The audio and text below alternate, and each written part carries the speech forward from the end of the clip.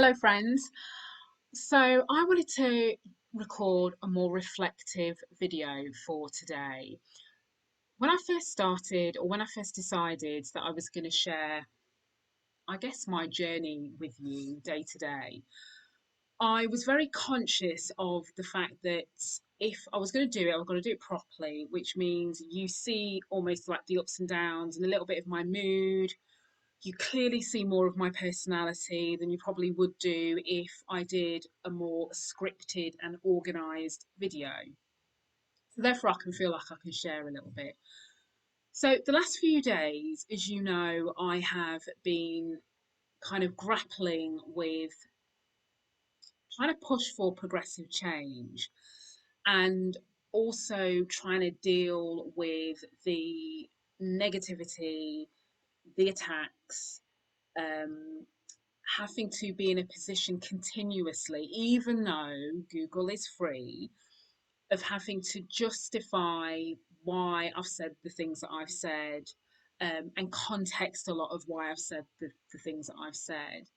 And I guess this is just me reflecting on, and it kind of got me thinking because I took my partner and I took my youngest daughter out to a field just to decompress. We try and do that every day, just let her run and not go the direction she's meant to go. And I also get to do a TikTok video because, that's my self care, that's my way of decompressing. And I was saying to him that I have to be very mindful of not internalizing a lot of this uh, negative negativity to the extent that when I then share and talk about what I want to talk about, it's coming from Shereen Daniels, meaning coming from here, not coming from a place of reacting to the negativity that I have heard, or what people have said to me on the phone or sent messages or on social media or any of that sort of stuff. It's very difficult, but I've got to be really mindful of that. And it also led me to reflect on the fact that, do you know what, dealing with all of this is not easy. Forget the bit that I do videos and forget the bit that it's I talk publicly about this. Like some days I feel patient, well, a bit more patient because patience is not really my strong point, but I feel a bit more patient. I've got a lot more tolerance in being able to talk to people about almost like how they're feeling about all of this, give some advice, not too much because you know how I feel about giving advice for free. Have those conversations and it's all fine, super constructive, even with the challenge, still really constructive, gets me to think about things in a different way, all good. The flip side is there are other times in, or days when I just feel like, why the fuck am I expected to always be the bigger person? Do you know what I mean? So I will, and I'll give you an example of where this comes from. Lots of different ways this plays out. So if I talk about online and with LinkedIn, right? So people feel the need to still kind of comment in a way that basically says, you better prove to me that what you said has got a point because I can't see it. They might not say that in so many words, but that's what they mean. And so you do end up, or I end up thinking to myself, oh God, can I just ignore it? Can I just ignore it? I've had to block two people today because one person who was just like, because I wasn't replying, kept tagging me, tagging me, tagging me, tagging me. And I think in the space of like 2 minutes, must have written about 7 comments. Kept tagging, tagging, tagging. Shereen, I'm still waiting for a response. Shereen, I'm still waiting for a response. So I just blocked because that's ridiculous. But then somebody else came in and it was a bit like, oh, well, this gentleman, I didn't think your response was fair because this, too many of us as black people, and we shut down the conversation and, we have to be, what, I can't remember the phrase. Anyway, but basically saying, I've got to be the bigger person. And so, yeah, part of me goes, yeah, okay. But then the other part of me thinks, well, why the hell should I have to be the bigger person? Why, as black people, do we have to be the bigger people in all of this? Because we did not create this. We did not create structural racism. We did not create systemic inequalities within business and within society. We did not create police brutality. I'm talking in general principles. We didn't create any of this. Why does everyone feel like we have to be the ones to magnanimously forget all of that and do whatever we can do to help improve things when we don't have the power. So what I'm saying is there's some instances where it kills me that as a people who we can hurt so much, and there's just so much grief and there's so much trauma in everything that we're feeling and experiencing. And the world, I mean predominantly where I say like the white world almost, is still in this position of saying, well, you've got to let us know what you need. Now, my counter argument is there is information already out there. There are reports, there are academic reports, there are business commissioned studies to look into all sorts of things, but particularly issues of why Black or minority people don't progress within the ranks in the world of business. So the information is already out there. I do not mind if somebody says to me, you know what I would love actually, no, I'm not saying I don't, you know what I would love if somebody says to me, like, Shereen, I've read the middle report, or I've read this report from Business in the Community that talks about, the experience of Black people, and it got me thinking X, Y, and Z. I love those conversations because you know what that tells me? It tells me that somebody has done the work. So they've read something, not knocking Netflix and whatever else it is, but not Netflix, but something connected to this. And they've gone, right, I'm now thinking about what we need to do in a business because I've read this and I'm thinking, do you know what? Is it worth us putting our energy to this, bearing in mind where we are right now? Or is it, or is it, or is it, or is it? That's the sort of conversation I love. Obviously, not into any great detail because I'm not telling people the how, but I'm just saying, from a principle point of view, coming from a place of we've done our own work. We've not expected our Black employees to come and give us all the answers. We've done some thinking, we've done some reading, and then we might have gone to them afterwards and gone, what do you think? What do you think? So that's like utopia for me.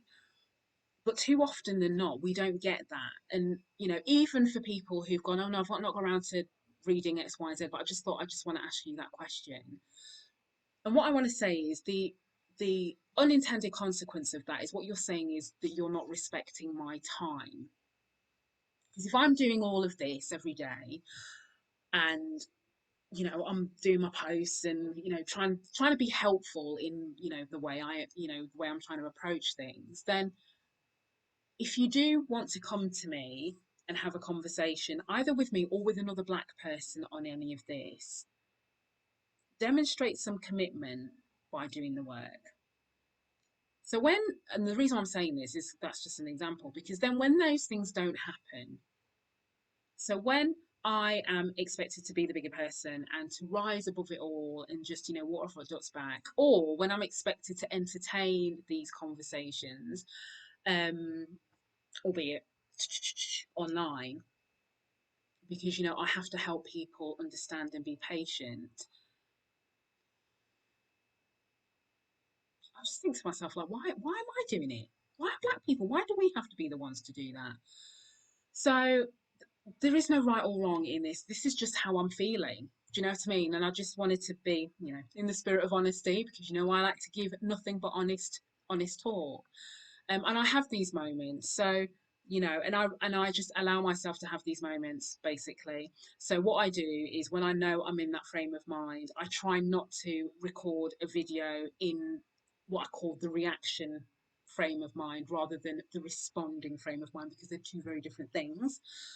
And I also give myself permission to feel angry and to feel upset sometimes if I have to.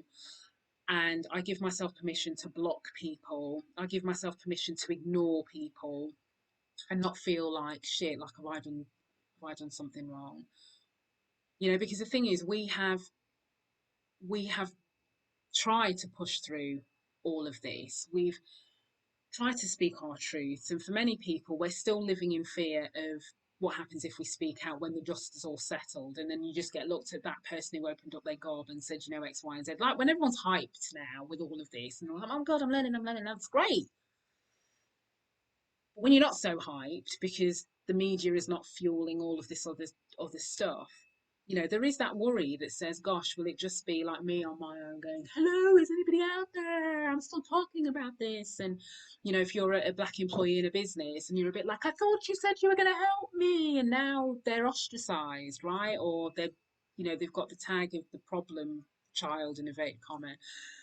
So these are all very real concerns. And I know we can't predict it. So, don't, to some extent, you can't get caught up in it. You can only do what you can do. But I'm just sharing some of the things that like go through my mind with all of this, and that impact on my willingness to engage or not engage with people in conversation, with people, you know, um, with people over the phone, and just give another layer of things to think about when you are reaching out to particularly black people, whether they're just from like a friendship point of view. That's fine, but also if you're reaching out to black people because you want to offer them work or you want to talk to them about stuff in this area and whatever else it is, like, please be respectful. I'm very good now at basically saying to people like, well, I can't give you all the answers because I'll have to charge you, but I can tell you X, Y, and Z. And if I've got stuff that's like super easy for me to give to people, then I'll do that. That's no big deal. But at some point, I now have to draw a line in the sand, but also I have to make the right choices for me. Because nobody's holding a gun to my head. I get all of that. I have to make the right choices for me, which means I have to exercise my right to say no to stuff. I have to exercise my right to not reply, etc., etc. And if I'm really honest, it's a new thing.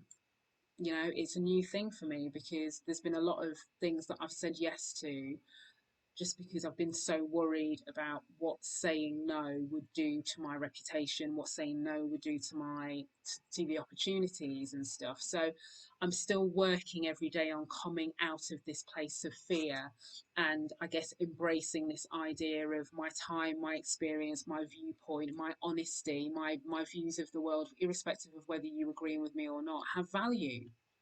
Because maybe for 17 years I haven't valued myself, really.